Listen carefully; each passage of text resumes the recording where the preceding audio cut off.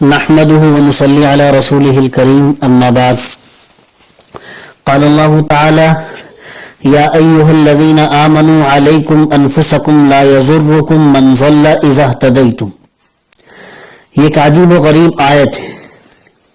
یہ آیت ہماری بہت بڑی بیماری کی تشخیص کر رہی ہے اور دکھتی ہوئی رگ کو پکڑ رہی ہے، اور یہ آیت ایک بہت بڑے سوال کا جواب بھی ہے.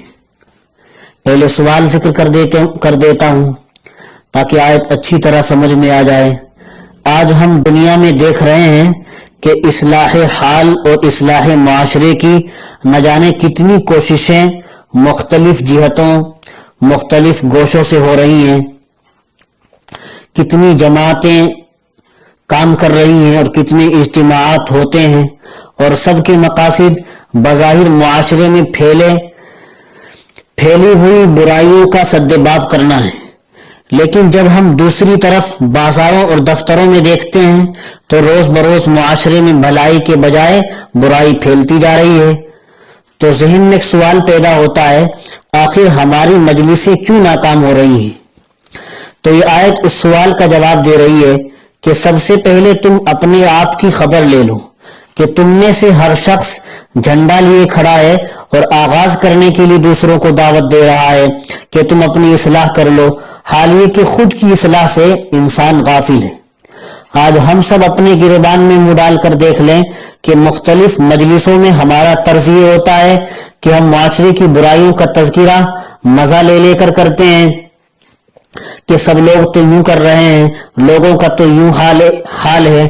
شاید ہماری کوئی مجلس ایسی ہو جو اس سے پاک ہو، لیکن کبھی ہم نے اپنے گریبان میں منہ ڈال کر دیکھا کہ خود ہمارے اندر کتنی خرابیاں ہیں اور میرا طرز عمل کتنا غلط ہے.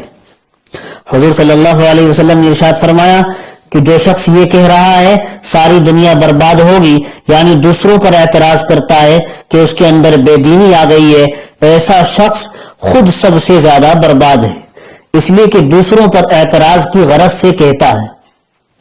تو بتاؤ، کسی شخص کے پیٹ میں اگر درد ہو رہا ہو تو وہ شخص دوسرے کی پرواہ کرے گا یا نہیں؟ ایسا ہرگز نہیں. لیکن جس شخص کو اپنی بیماری کا احساس نہیں ہوتا وہ دوسرے کی پرواہ کرے گا ہی نہیں. جس کے پیٹ میں درد خود ہو رہا ہو، تو جس شخص کو اپنی بیماری کا احساس نہیں ہوتا وہ دوسرے کی معمولی بیماری کو دیکھتا پھرتا ہے. تو ایک ہماری بہت بڑی بیماری یہ ہے کہ ہم اپنی اصلاح کی فکر سے غافل ہیں اور دوسروں پر اعتراض اور تنقید کرنے کے لیے ہم لوگ تیار ہیں. اس لیے پہلے اپنی اصلاح کی فکر کرے، شب و روز کا جائزہ لے، دن رات کے اعمال کا جائزہ لے کہ ہم کتنی اللہ کی نافرمانی کر رہے ہیں اور کتنی فرما برداری کر رہے ہیں، اور اس کی اصلاح کا کیا راستہ ہوگا. اصل معاشرہ یہ افراد سے ہی بنا. جب خود افراد ٹھیک ہو جائیں گے تو معاشرہ بھی ٹھیک ہو جائے گا. صحابہ کرام رضوان اللہ تعالی علیہم اجمعین کے حالات جب آپ دیکھیں گے تو یہ بات نظر آئے گی کہ ہر شخص اس فکر میں رہتا تھا کہ میں کیسے درست ہو جاؤں، میں کیسے صحیح ہو جاؤں. چنانچہ حضرت حنظلہ رضی اللہ عنہ جو مشہور صحابی ہیں، ان کے بارے میں آتا ہے کہ وہ حضور صلی اللہ علیہ وسلم کی مجلس میں حاضر ہوتے تھے. ایک دن چیختے ہوئے حضور علیہ السلام کے پاس آئے اور فرمایا کہ حنظلہ تو منافق ہو گیا. حضور صلی اللہ علیہ وسلم نے ارشاد فرمایا کیوں؟ تو انہوں نے فرمایا کہ میں جب آپ کی مجلس میں رہتا ہوں تو دوسری کیفیت رہتی ہے اور باہر جاتا ہوں تو اور کیفیت ہو جاتی ہے.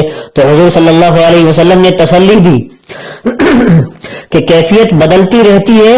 تو حنظلہ کو کیفیت تو بدلتی رہتی ہے انسان کی، میری مجلس میں کچھ اور ہوتی ہے، گھر جا کر کچھ اور ہوتی ہے. تو حنظلہ کو پہلے اپنی فکر ہوئی کہ حنظلہ تو منافق نہیں ہو گیا، دوسروں کے بارے میں نہیں فرمایا. اسی طرح حضرت عمر کے بارے میں حدیث میں آیا کہ انہوں نے حضرت حذیفہ ابن الیمان سے فرمایا حضور صلی اللہ علیہ وسلم نے جو تمہیں منافق کے بارے میں بتایا ہے اس میں ہم تو داخل نہیں ہیں. حالانکہ آدھی دنیا سے زیادہ پر ان کی حکومت تھی، اس کے باوجود بھی پہلے اپنی فکر کی، جس کا نتیجہ یہ ہوا کہ اللہ تعالیٰ نے ان کی بات میں وہ رعب ڈالا تھا کہ اس زمانے میں، حضرت عمر کے زمانے میں کوئی بچہ روتا تو کہا جاتا تھا کہ حضرت عمر آ رہے ہیں، تو بچہ خاموش ہو جایا کرتا تھا۔